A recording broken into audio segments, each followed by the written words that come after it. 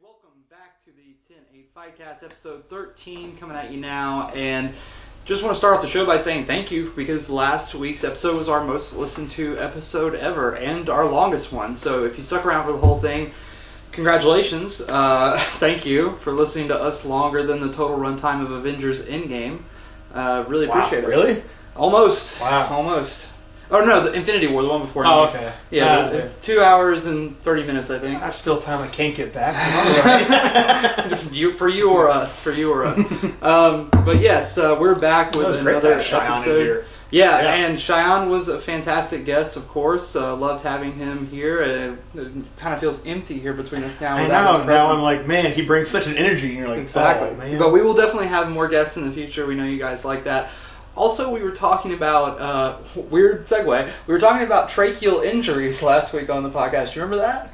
Did we? Oh, yeah, wait, we were talking about how it's not quite as common to see that kind of tracheal injury. Yeah. We have a listener named Kevin Masterson who's a local brown belt, and he runs Tame, which is, I guess, like a personal training kind of thing, but he's got a lot of experience in the field. He actually messaged us, and I'm going to read you his response because I thought it would interest you. Interesting. This is all new stuff to me right now. Yeah, we were just bro sciencing it, and he gave us the actual science. So he says... About why tracheal injuries are not... Correct. Yeah. So Kevin says, enjoying the podcast, guys. I'm a total nerd and felt compelled to comment on the trachea injuries and why they don't collapse when hit. The reason they stay intact and won't break or anything is that your trachea has cartilage rings that help keep its structure. It's super difficult to cause them to break and collapse. Like a nose, but better. Like, because we only have like the one little bit on our nose and it breaks all the time. But because there's so many, it's like a shock absorber for it. Exactly. Fucking cool. Fascinating, right? Can we have him on and I'll be Kevin, like, hey, why does this hurt? Yeah, like, Kevin, I would love to have you on the show. We could talk about injuries. I want to talk. Dude, let's do an injury episode. Yes,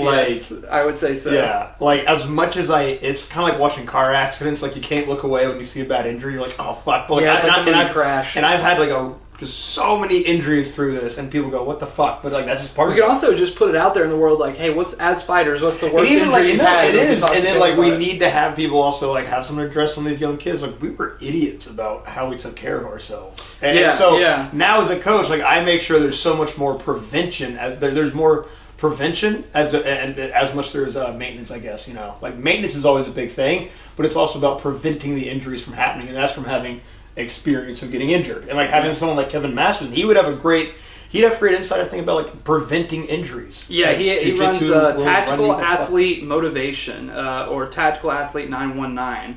It is tactical medicine and grappling for the first responders. So it sounds like he works a lot. That's his page. Right. Yes. No. Badass. I know he trains over at Tony Caceres' school with my friend Christian Massaro and a lot of the guys over there from the Melee scene. So I hear a lot of good things about him. He seems like a cool guy, and he listens to the podcast, so why not have him come on and talk a little bit about it? No, I know Kevin Masterson. I forgot that was his page as well, because his page started following the gym, and then I went, oh, neat, and then I just never, it's like, oh, there's Kevin, but I never put it that was his thing. I'm an idiot. Yeah, he had a great match at the last Toro Cup with Michael Kirakianis, I believe his last name is. Great scrap.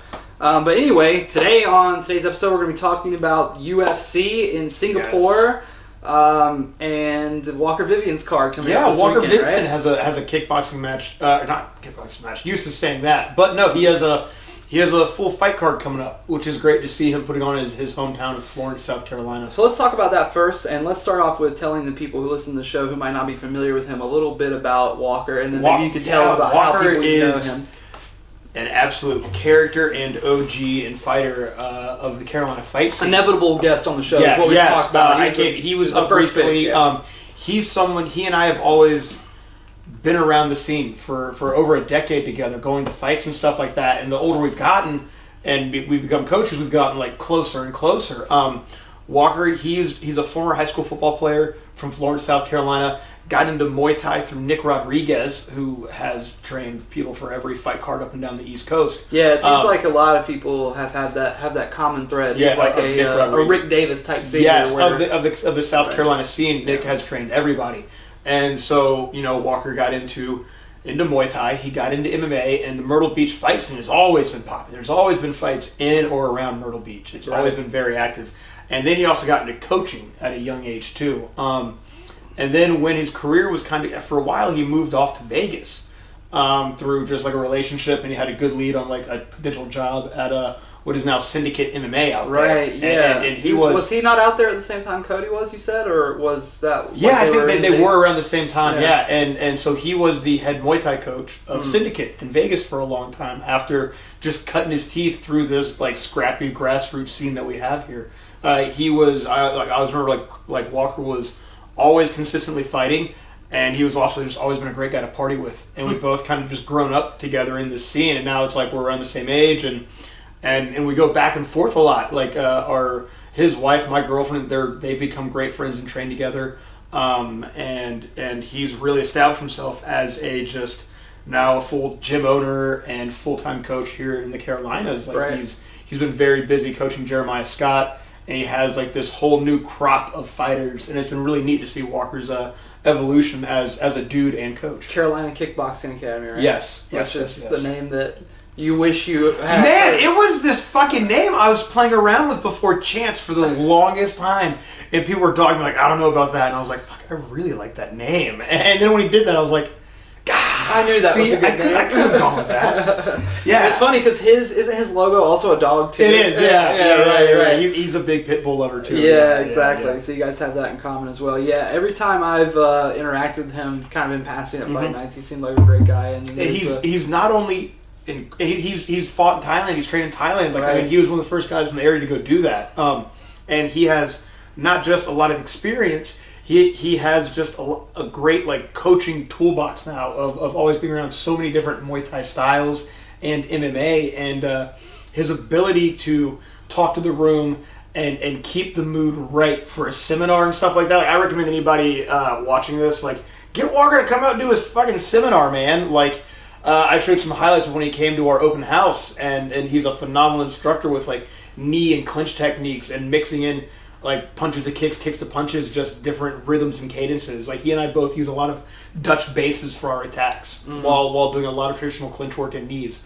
Phenomenal guy to have come in and work with any Muay Thai fighter or MMA coach. I recommend getting him in for a seminar. Yeah. Hell yeah. And who doesn't? There's like... People always need a good Muay Thai seminar, you know? Especially with a guy as credentialed as that. Like, I feel like every school, you know, that doesn't focus solely on Muay Thai could benefit from something like that. Rogue Combat is a great example of that. Yeah. Like, when they were starting their Muay Thai program off, they had a lot of seminars going on. And look how great their Muay Thai program is. It is. Like, I remember sitting back and I was... telling the guys recording, I was like, yo, just watch your students train. Like, you guys are doing a really fucking good job here. I think Deuce is doing a lot of the teaching. Deuce is doing a lot there now, yeah.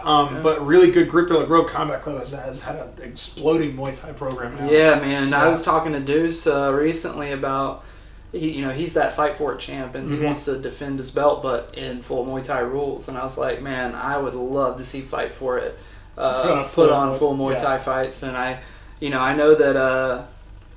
things over there as far as Fight For It goes, I'm sure they're going to be changing in the future, and that's one of the changes that I would like to see them, move towards, is eventually doing full Muay Thai fight. But on this particular card, I know that there's not a lot of people that we know by name. I know you said that Emily Keck was on here, who we saw fight Conflict MMA, and Emily Keck is on here. Seth Prince is on there. Of course. Yeah, Seth Prince, really good kid. Myrtle Beach prospect there. Yes, absolutely. It's interesting. So that'll be a striking match for him. Yes. Oh, awesome. Match. Yeah, he's had a few of those before, right? He's done PKBs. Right. Okay. Yeah, cool. So he's done PKBs via Cody Jones. Yeah. He's Will Newsom, who is another and he Walker is an OG of the fight scene. Will is now out of Charleston Muay Thai, and he's had a long time off. He was coaching in Louisiana for a while, working down there, moved back, but now decided to hop into the Muay Thai ring. He's done. Wait, has he done? Yeah, he's had 2 kickboxing matches, but he's had 12 MMA fights. Whoa. Yeah, and he's a really cool guy.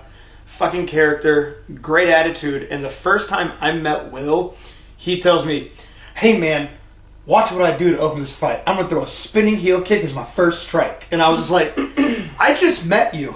But it's like that Family Guy bit where he's like, "Who the hell starts a conversation like that?" I just sat down.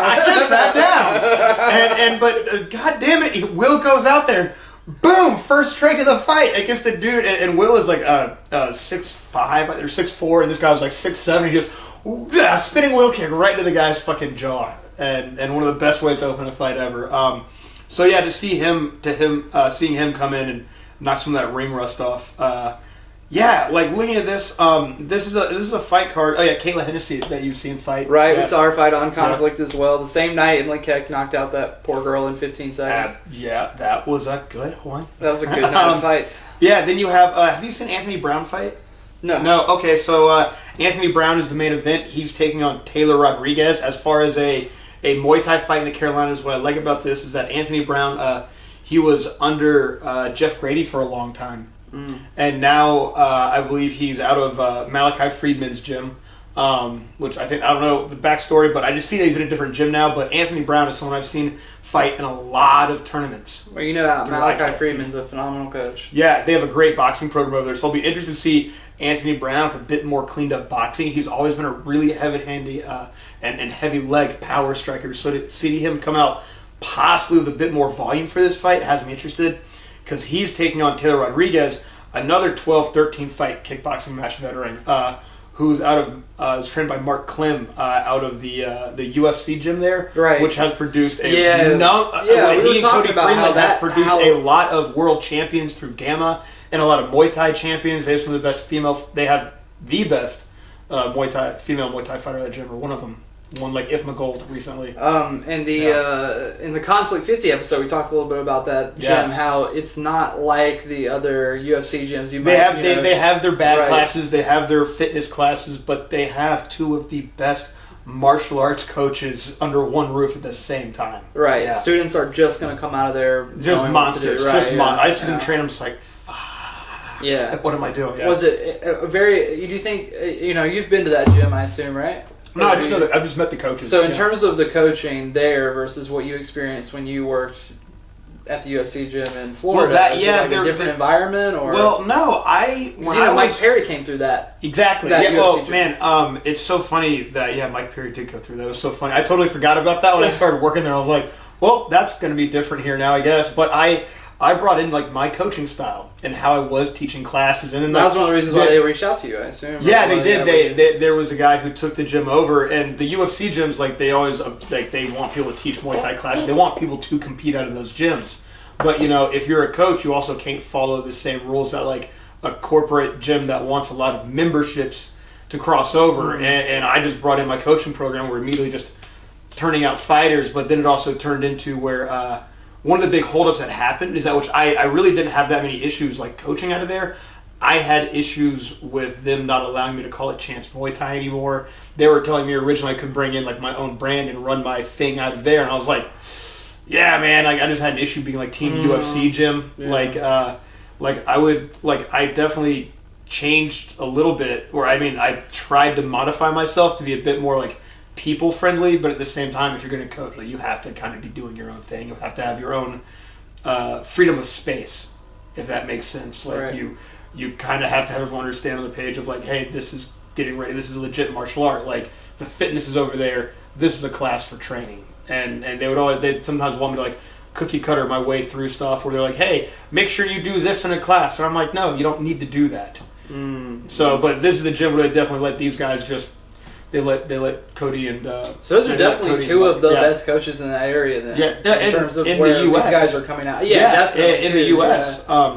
Certainly, and they're letting them just do what they need to, and that just shows like, hey, with all the right tools in place, you can do good things. Do you know where the card's taking place? The PD Shriner. Okay. Kind of like one of this Durham Armory kind of place in Florence, South Carolina. Okay, cool. Yeah. So I assume tickets are still available. Tickets are still available. Okay, yeah, cool. Check out akpromotions.com. This main event for this is great. There's a lot of great upcoming fighters on this. I have 5 guys in the PKB and 1 guy on the main card. So sweet. I'm excited for it to be just like a little 2-hour ride instead of 3 or 4 or 5. Yeah. Florence is always that town we pass through on the way to fight nights. You and I lately anyway. But yeah, I'm excited to see a new promotion, more promotions in the Carolinas. There's more competition, and more competition always gets us more exciting fights. And that's what I'm excited about, and I hope a lot more people will take initiative to see hey, this is how you do it. Yeah. People shouldn't be looking at other promotions as a rival promotion. if you have like your gym and you put on 2 shows a year, and then this gym puts on 2 shows a year, that's 4 shows throughout a year. So just in that one town, you can do like 4 fights. That's a fight every 3 months. Right. You know, I kind of tell people like, and that's kind of what Christy Martin was doing at the Durham Armory for a while. Exactly, yeah, man. And a lot of people I think need to follow suit of like, yeah, like put on shows. Like, you know, we need fights to happen. That's how the scene grows. You know? There's also a big fight going on this weekend in Augusta. The Augusta Fight Night guys, Aries, Conflict, those guys, they're putting on a great show. Malcolm Wellmaker making his pro debut on that show, taking on Austin Carter. Mike Wilson coming back. Jason Faglier in the main event. Oh, yeah. And the Fagler brothers. One of them. Kobe Wall also fighting. I'm not sure he's back in it. Okay, so he wasn't one off. I wasn't sure what he was doing after that last fight. Right, yeah. So, you know, both of those are big fights this weekend. I'm sure if I can get some replays or if I can get some footage from that Augusta Fight Night that we'll be talking about that next week.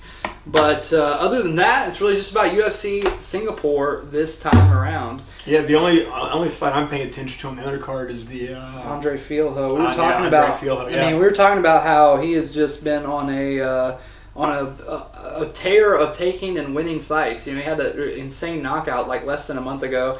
He's already back, and he's going to be on the main card this time, I believe. Yeah, he's the... Oh, is he on the main card? No, he's on the undercard. On the prelims card. Yeah, he's opening up the prelims against Jake Matthews. That's a really, really good fight. That's a really good matchup. I like that one a lot. That's a great fight to have in the prelims for him. I agree. Yeah. I agree. A lot of Chinese fighters on this one. Also, Ramona Pasquale, who this will be her second fight in the UFC. She's opening up the show on the early to She's, she was born in China, but she's like raised here on the West Coast. So I believe like she is like going to be a crossover kind of fighter for them. But she's interesting. Very, very strong for the weight class. Has really, really strong wrestling and legs. So just something to keep your eye on there. Choi Sung-woo also going to be fighting on this card at featherweight. That's a really, really nice fight for him against Joshua Culubao. I assume that's a Brazilian name.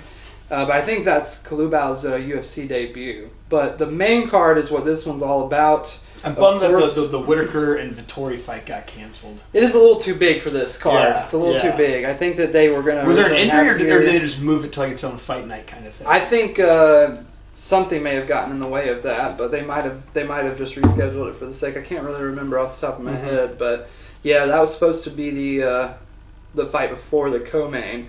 Main and co-main women's fights, and not mad at all about these two matchups either. No, super stoked that we're at that point with women's MMA where we have two massive female fights to really help amp up. Like this whole card is based around these 3 fights, right? And these 2 being some of the biggest names in women's MMA. And Talia Santos is mainly just trying to make herself really known. Like she's been an absolute motherfucker. Right? She is a wrecking ball. Amazing record to see, yeah. But is she going to beat Valentina? Especially with most of those wins coming outside the UFC. Yeah. And that's the problem with this flyweight division is as soon as you start to establish yourself, it's time to take on the champ. Mm-hmm. You know? I feel like Talia brings, she's brought a lot of aggression into this, but do you want to be that aggressive against Valentina? Right, yeah. Know? I think that she's kind of becoming the female DJ in a way. Where, in terms of like, as soon as someone comes along that shows any potential, what makes her more dangerous is that she loves that. Yeah, because that's what she's also going for. She's like, no, I will hold on to these belts as long as I want. Because she even said like the UFC was her goal. She spent her whole life doing this. So anyone you put in front of her, she's like not looking for an exit to want to go to another promotion. Right. She's like, no, everyone you bring to me, I will beat handedly so I can just keep being the best ever. When your mom is the head of the Muay Thai Federation of Kazakhstan, you're just going to be that kind of person, I guess. And then, Zhang Weili and Joanna with the rematch. Do you think this will be another 5-rounder? It's a 3-round banger. Oh, no, it's a 3-rounder, yeah. But you think it'll be a distance again?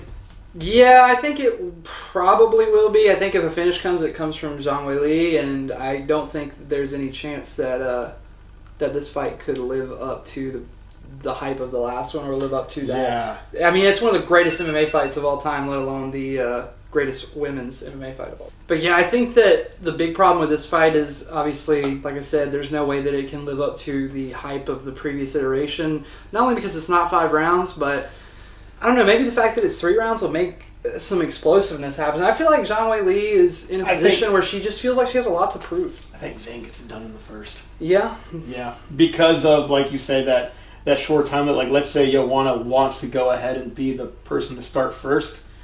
That's kind of what Zhang will capitalize on, is that she's just so much more composed behind her heavier shots. Like, that was a detriment in her fight against Rose. But because Joanna wants to lead with the hands, I think that Zhang is going to be just coming forward as well, but not in a hurry, because she knows Joanna Express is going to be coming at her. But I think she's going to be ready just to sit in heavy. And it's going to be like Joanna felt those shots the same way in the first fight, and that's when she started to be on the outside a bit more. Like, she has a hard time being in front of, like, Zhang Weili, and she knows that, like, she has to be in front of her the whole time, especially for 3 rounds. Yeah. So I think that could be definitely more. Joanna's speed is what will save her if she is the victor in this fight. She tries to get in. She's so much faster than everybody else in the division. Yeah. But have you been watching any of the pre-fight stuff, the lead up or anything like that? I caught some pieces of I just had it on the background. See the weigh-ins? See the face-offs? No. Zhang Weili's bigger, first of all. Face-offs. Oh, weigh-ins. I was like, wait a second, what's today? Like, weigh-ins are tomorrow. The media face-offs, right? No, I didn't see the face-offs. Zhang's bigger. She's ripped. She looks jacked. Oh, no, I've seen, like, she's gotten, like, she has some, her abs. a little smaller. Yes. Than she was in the last fight. Yeah. And they have some kind of Singaporean Dana White that is... I mean, have you seen that? Where there's just like a big... Singapore Dana? There's like a Singapore man who's just standing between the fighters, and it's so weird to not see Dana there. No, I haven't seen that. Yeah, apparently Dana couldn't make it to Singapore this weekend. So the head of the Singapore office. I don't know if that's like the head of the commission or what, but I just thought he looked so... He looked like a character from like a movie, like a Chinese film, Like he's like, but he was like up. if it was Baki the Grappler, then you have like he's the guy like helping organize the fights. Yeah, I don't know if China has like an MMA commission, or I mean, I'm sure they do. Everything else there is so regulated. I would assume MMA is too. Yeah. But it's a fight for Zhang in China. I mean, do you remember what she did to fucking Jessica Andrade in China? She like hit her so hard that Andrade. We're talking about Andrade the Hulk. Like she got fucking blasted back. She got punched into like a fucking like she like rolled back through her punch. Like what is it? She tumbled like her way. She tumbled backwards like Tony Ferguson, but she hit the cage wall. She did a Brock Lesnar. Zane just swarmed her. It was like when Brock got hit by Shane Carwin. It was Wow. Brock Lesnar's spinning out of control! Yeah. Goldberg. Brock Lesnar's spinning out of control. Oh, that's one of my favorites.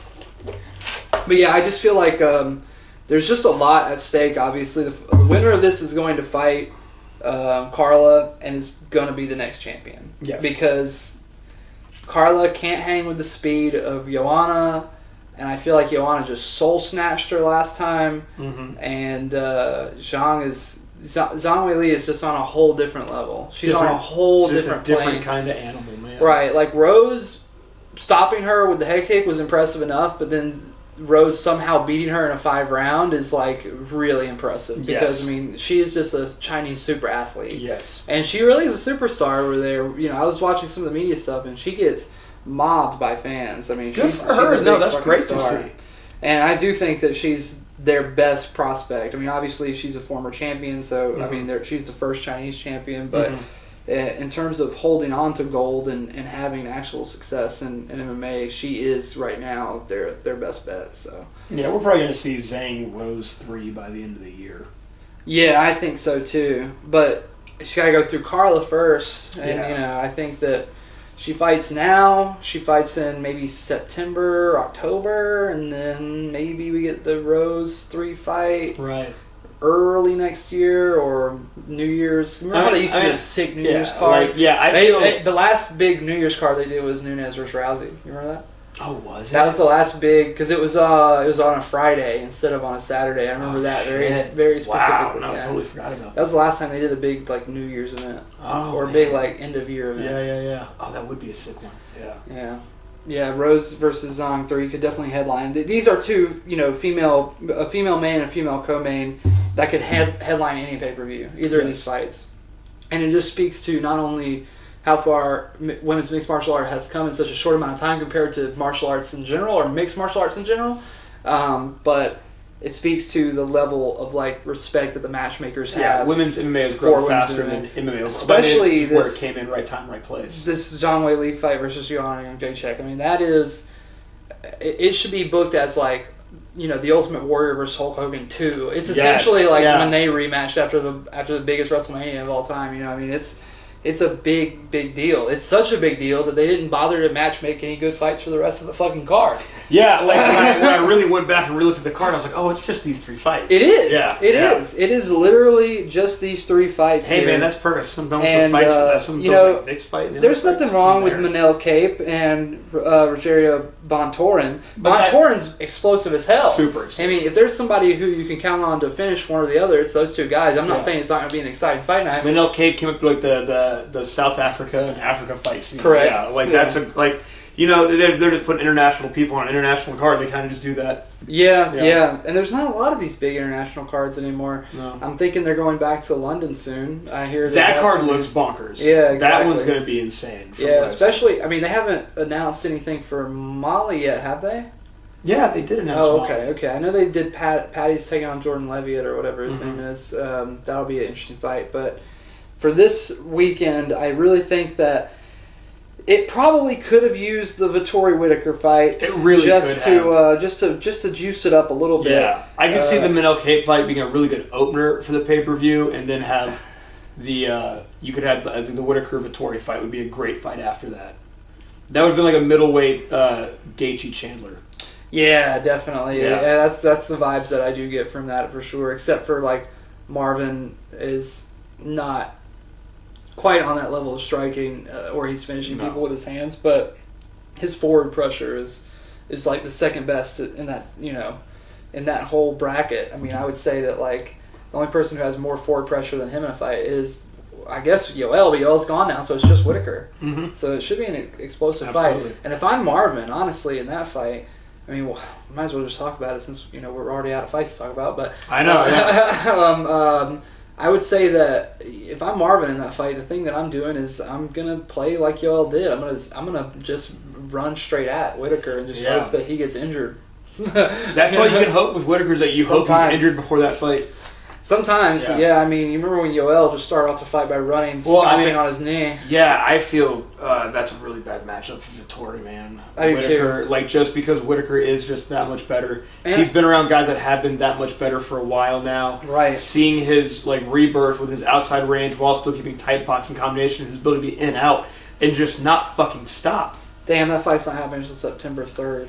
Fuck out of here, really? That's got to be an injury reschedule. Yeah, honestly, the big thing with Marvin is that, you know, obviously he doesn't protect himself in the striking. Right. He takes a lot of hits. Robert hits harder than Israel does. He just can't hit as accurately or as cleanly. But if you're just walking at him like Frankenstein, you're going to get hit. It's hard for me to say that Marvin should just rush Whitaker down, but what else? If he hangs out on the outside, he doesn't have the competitive boxing. No, not at all. And Whitaker's got really good defensive wrestling. I don't think he's going to be able to really take him down unless it's just like that fight. You know, that fight that Whitaker has where we're like, oh, Whitaker's turned a corner. That's the only thing I can see happening is being like, time is catching up with Whitaker and the miles and all the, you know, shots are catching up with him. That's all this fight kind of is. He's not chinny. No, this fight for Robert is to see if he should still just be up there. And just so they can make Vettori another title contender. But I feel like this division's hurting. Yeah, and I really feel like that's a bad matchup for Vettori. Yeah, me too. Even if Whitaker come in injured, probably beat him. Yeah. Costa versus Rockhold, I guess, is the other fight that could potentially happen in that division. Man, if I don't give a fuck about a fight, it's that one. Yeah, if I could care less about any fight in the world, it would be a fight between those two guys. Yeah. That sucks, man. I remember when middleweight was super exciting when Michael Bisping was champion. Yeah, you're right. Yeah. Right before Michael Bisping was champion, it was a great division, and you know Weidman Rockhold was a great fight, and And now it's just like the new light heavyweight. Yeah, like the smaller divisions are the ones to watch right now, man. Like, there's also Glover versus Yuri. We didn't even... We forgot about that. Oh, yeah. The actual main event. The actual main event. I don't know why it's not listed on the Battle. That's why I didn't... Yeah, it's not even it's not even on Google's result page. Okay, yeah, I thought you just wanted to fill time. And I was no, we can talk I forgot about Glover. How could I forget? Okay, so Yuri said that he doesn't believe in jiu-jitsu because the only type of ground fighting that exists is ground and pound. Yes. So what's the over-under odds on Jiri getting RNC'd or arm triangled in the third or second round? Like, there's a lot of truth to say, like, Glover's veteranship, his durability, like, he does not get put out in one punch. Right. You have to catch him 3 or 4 or 5 times on the same button. Unless your name's Rumble. Unless your name's Rumble. Okay, you remember that fight? And that boy is built different. He's built a little different. Yeah, but this is one of those fights where it's like, I love Yuri, I love how wild he is, but I'm like, man, Glover's gonna like, this is gonna be like, I don't know, I could see it being like the newer Randy Couture versus Chuck Liddell kind of matchup when you think about it. You know, could I see Glover beating him now and then losing to him in a rematch? Abso-fucking-lutely. Yeah. Like when you look at light heavyweights, I'm like, oh, Glover's doing the Randy, and Yuri's doing the Chuck Liddell, where he's getting the look. Also with Yuri, don't forget, he has only, 2 or 3 fights in the UFC? Yes. So, maybe 4. I think it's like 3, and it's all been like highlight reels, you know? So he's come in and made a splash. And then you have Glover, who's coming into his prime, so... yeah, he fought Dominic Reyes and knocked him out, and then he had 1 fight before that. Yeah, it's just the 2 fights. So, like, they're giving him, like, this Chuck Liddell rise where he's come in, like, they really needed new blood. The fact that he had other championship titles, like, overseas, that does help. But, yeah, let the guy come in, have the hair pony antenna, and he will get submitted by Glover in this fight. And then we're going to see them have a rematch in, like, a year and a half. And then Yuri's going to come out and just start. Do you think Glover's going to have the belt for a year and a half? Who else is at light heavyweight right now? I don't know, man. Okay, so in a year and a half, when Yuri gets the rematch, because he has to do what? Knock out Dominic Reyes again? Alexander Gustafsson isn't doing anything in that weight class? No, long gone. No, yeah, so who's at light heavyweight right now? Let's look at it, shall we? Glover's going to have that belt for another year and a half. Jan is the other guy. Jan versus Yuri wouldn't be fun. No, it wouldn't. Why not? I don't like the light heavyweight division at all right now. Yeah, I mean it's kind of. I feel like as soon as we started talking about it, I kind of feel like we're at a funeral. Like the room right now feels like we're at a wake. And we're in the middleweight's back not quite as bad. Middleweight's on its way to becoming that, but it's not quite as bad. But yeah, I agree that it just... Doc, what's the result? The UFC light heavyweight division. Fuck, that's bad. Like, it's not quite terminal, but it's almost there. Let's see here. Who else is at light heavyweight? Fuck, it's bad, bro. Okay, so 2 years he has that belt? Do you know who's up next? No. If it's not Jan, it's Paul Craig. Get the fuck out. Now, I could definitely see Paul Craig fucking Yuri up. I could see that really easily happening. Yeah. You know, honestly... No, I could see... Paul Craig is so punchable. Yuri can't get in a fight without getting rocked. I mean, he's been rocked in, like, all of his UFC fights. He was rocked in his Czech championship fight. I mean, you know... Paul's thing is he gets rocked. Yeah. You know? Yeah. He literally is like, how did I just submit that guy? And if you don't believe jiu-jitsu exists, you're fodder for Paul Craig. Because Glover's he's very methodical. He's going to, like, try to take Yuri down and then climb on top of him and smother him like he did to Jan. But Craig is a fanatic, wild jiu-jitsu practitioner who's going to throw variables at you. And if you don't have, traditional responses to them, you're going to get fucked up. You're not, because if you get put in a position like an omoplata and you don't know what the fuck that is, or a go-go plata, thread, or rubber guard, you don't know what any of those things are. The only thing that makes that fight really even is Paul's willingness to be on his back and get hit. Yeah, but we could see Paul Craig versus Jan, too. You know? That could be to determine who's next. Because there's not a lot of people. There is Dominic and there's Anthony Smith and I still Thiago, and that's it. I like Paul there's Craig. Raychick. There's Alexander Raychick. Yeah, we could see like him fight Craig too. I could see that. Yeah. I think he was waiting for the Yuri fight rematch, and I think him and Yuri had had that boring fight, maybe. No, they had a fight in Risen. That's right. Yeah, he wanted the rematch of Ryzen, and it didn't happen. So I guess Urashik is up there as well. But it's Jamal Hill is a prospect in that division. Mm-hmm. He's a dark horse. Mm-hmm. He's somebody who could come from where he's at right now, which I think is like right inside the top 10 after his last win, mm-hmm. and potentially fight for the belt. You think he and Paul Craig will have a rematch? Probably not. Probably not soon. They're kind of like buddies now, right? They're kind of friends now. Volkan is there, and Ryan Spann is there. Jimmy Crute kind of went on the decline, huh? A little bit. Bro, he was the next big thing. Yeah. OSP sucks. Ion Kutelaba sucks. Oh my god. Tyson Pedro's back from injury. Maybe he'll make a tear. Maybe he'll make a run. You think so? He was gone for so long. You say that with a lot of hope in your eyes. I like Tyson. I think he's a fun fighter. He's certainly no Tuivasa, but he's fun nonetheless. Let's see. I think he has a fight coming up. If he doesn't fight soon, he's already fought, and I missed it. But I remember him talking about coming back from the injury here. Oh no, he doesn't have anything scheduled. It looks like. So you're still telling me that somehow the light heavyweight division is alive? Somehow it is.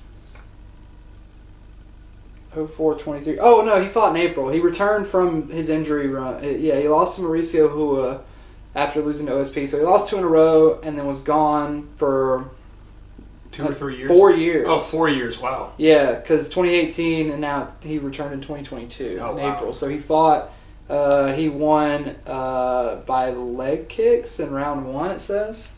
God damn. I missed that completely. Wow, I did too. Yeah, I mean, he's powerful. Mark Hunt he's the most like Mark Hunt of any of the Mark Hunt proteges. Really? In my opinion. Interesting. In terms of power, he's just clearly an athlete. Right. Like, he's clearly a rugby guy.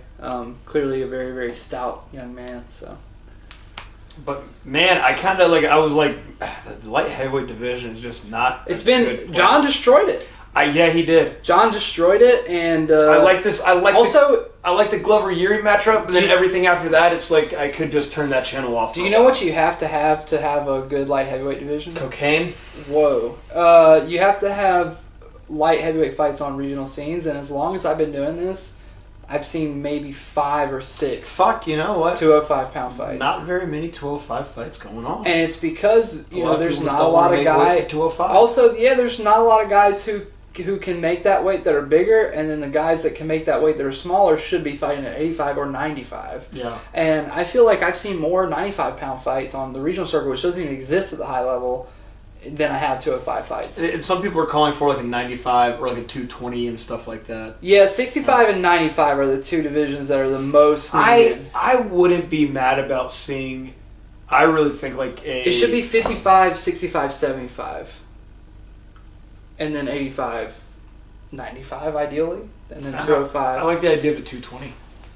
I do too, but at that point it's just like, I think everybody in that division is just built like John. Yeah. And it's like, how many guys are there out there like that? How can you actually have a bracket like that? Because there's probably a time where Stipe could have fought at 220 if you really, you're not wrong. When he was younger, yeah. Yeah, when he was younger, he probably could have. Yeah, I think 65 is the one that is really, really needed the most, because 55 to 70 is just too big of a gap. Mm-hmm. That's just my opinion. I agree. And as someone that's like a smallish but not overly small guy, like 65 looks like a sick weight class. Right. Yeah. Like, because to me, I'm like, man, 70's big, and then I saw 55 and I was like, fuck, this doesn't feel fun. So in kickboxing, I'd fight at 67. That's what I did, and that's why I was like, yeah, I can see 65. Yeah, that's one thing I love about Muay Thai and kickboxing is that there's a lot more opportunity because there's a lot more weight classes. Mm-hmm. So you have a lot of opportunity for success. You can lose a match at 35 and then fight for the belt again at like 41, or 42, whatever it is. That's we were droughting for MMA last week, and now it's we have some, and it's just It's like sex in high school, you know. The kind you're getting ain't the kind you want, and the kind you want you ain't getting. You're bragging about it just because no one else is doing it. Yeah, I don't think there's. I'm more interested in these like local fight cards going on this weekend than I am in the UFC. But I can't not watch it because of those top 3 fights. I'm really just going to catch it for those 3 fights. Yeah. Is it on like the normal time for us, or I is it doubt on it. a bizarre time? It's all probably some bizarre Chinese time. Let's take a look. I forgot about that. I was like, "Fuck!" It's gonna be going on while I'm at the while I'm cornering. Saturday at 10 p.m. So looks like what time is that in China? It's gonna be in the morning, I assume. So they're fighting at like 5 a.m. over there. I assume it will be first thing in the morning. It's supposed. Is that 12 hours? Isn't that literally on the other side of the world from here? But I barely passed high school. I don't know time differences. I understand West Coast. Oh, time. it's exactly 12 hours. Oh, so exactly. it'll be 10 a.m. for them. That sucks for the prelim guys. Because it's 3:30 right now here. It's 3:30 that sucks a.m. for the prelim guys. Yeah, those prelim guys are going to be at the venue at 6 a.m. I hope they've been in China. You ever seen a locker room at 8 a.m.? I can't imagine a locker room at 6 a.m. I've never seen a locker room in a.m. hours ever. Yeah, it sucks. Yeah, it's not fun. I can't imagine. There's a guy like sleeping on a Tide pad in the corner and shit, like farting. Yeah, people like get there super early just to go back to sleep for a bit. Shit, man. Well, is there anything else? Do you have anything else? This might be our shortest episode ever. Is this our shortest episode? Yeah, guys. Hey, man, just like high school, sometimes it's a short episode. We're making up for all the time we took from you last week. We're going to give you a little bit of your time back this week, but I'm sure that there will be We'll much be back to with more guests and time fillers and get wacky prizes and maybe some game show moments, maybe some man on the street time. Whoa. Maybe we man on the mat. Maybe try to like fake kidnap a fighter and see how many people they can fight off. I don't know. You never know what you can do with today's Thunderdome, bitches. All right, guys, that's it. Yeah, I'm good. 10-8 Fightcast, episode 13. That's it. We'll see you next week, and until then, enjoy yourselves and the fights.